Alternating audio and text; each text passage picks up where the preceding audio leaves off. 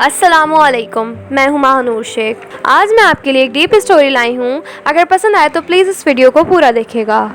ये कहानी है दो दोस्तों की और ये दोस्ती की शुरुआत अभी कुछ दिन पहले ही हॉस्पिटल के एक कमरे से हुई थी, जहां पर वो दोनों एडमिट थे। इसमें से एक दोस्त एक हादसे की वजह से पैरालाइज हो गया था और वो अपनी एक उंगली तक भी नहीं हिला सकता था। और पूरे दिन में जो भी डॉक्टर और नर्स इसके पास चेकअप के लिए आते, इनसे एक ही बात कहता कि मुझे कोई ऐसा इंजेक्शन दे दो जिससे मैं मर जाऊं। अब मैं और जीना नहीं चाहता, ऐसी ज़िंदगी का मैं क्या करूं। लेकिन जो इसका दोस्त था इस कमरे में, वो चल फिर सकता था और इनके कमरे में एक खिड़की थी और इसका दोस्त इस खिड़की के पास रोज़ सुबह जाकर खड़ा हो जाता था और अपने दोस्त को बताता कि इस खिड़की के बाहर क्या हो रहा है।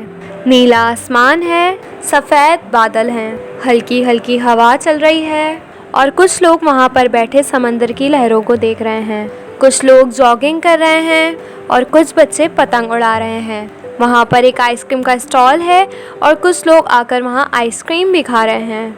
और शाम में सूरज ग्रुप होने के वक्त बताता कि पूरे समंदर का पानी गोल्डन हो रहा है और चमक रहा है। तो शुरू में जब इसने बताना शुरू किया तो इसके दोस्त पर ज़्यादा असर नहीं हुआ, लेकिन आहिस्ता आहिस्ता इसके अंदर जीने की चाह जागने लगी। अब वो सुबह का इंतज़ार करने लगा कि जल्दी सुबह हो और मेरा दोस्त मुझे बताए कि खिड़की के बाहर क्या चल रहा है। कुछ दिन तक इसी तरह चलता रहा। फिर एक दिन जब वो सुबह उठा तो इसने देखा कि इसका दोस्त कमरे में नहीं है।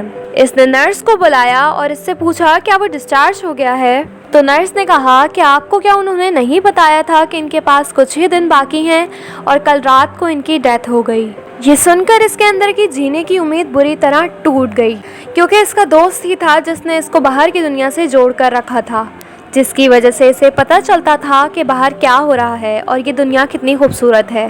तो कुछ दिन तक तो वो रोता रहा, लेकिन दूसरी तरफ इसके अंदर फिर जीने की चाह पैदा हुई कि काश मरने से पहले बस एक बार अपनी आंखों से देखूं इस खिड़की के बाहर ये दुनिया कैसी है। जैसे जैसे इसकी ये चाह बढ़ने लगी, इसको अपने अंदर एक अजीब सी एनर्जी महसूस होने लगी और फिर एक दिन अपनी पूरी ताकत से वो बेड से नीचे गिरा और पकड़ कर किसी तरह इस खिड़की की तरफ पहुंचा। लेकिन खिड़की से बाहर देखते ही वो गुस्से से भर गया।